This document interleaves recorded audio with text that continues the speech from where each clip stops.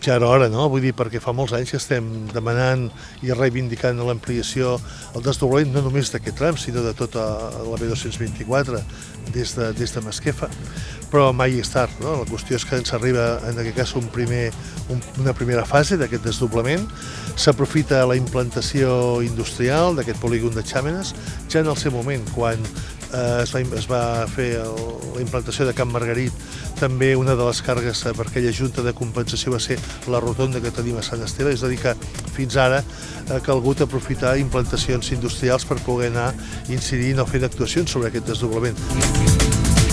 La necessitat ja hi és, ja existeix. En aquest moment tot el trànsit d'aquesta carretera, 30.000 vehicles al dia, bona part és vehicle pesat que hi ha bé dels polígons existents. Per tant, ara ja no podem fer cap altra fase del desdoblament, depenent de les implantacions industrials. S'ha de fer amb els recursos de la Generalitat o amb els recursos tots, vull dir, que siguin necessaris. L'accidentalitat, la necessitat de que hi hagi una capacitat d'aquesta via que permeti fer compatible l'ús de vehicle i els vehicles pesats és ja imprescindible.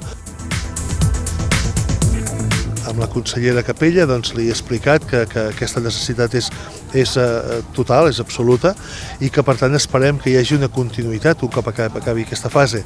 La consellera ens comunicava que això depèn també dels recursos que es tenen, això ho entenem, però vull dir que en qualsevol cas cal ja fer previsió, perquè a continuació, quan acabi aquesta fase, puguem ja també tenir preparada la fase executiva i la licitació del tram fins a la nostra rotonda de Sant Esteve.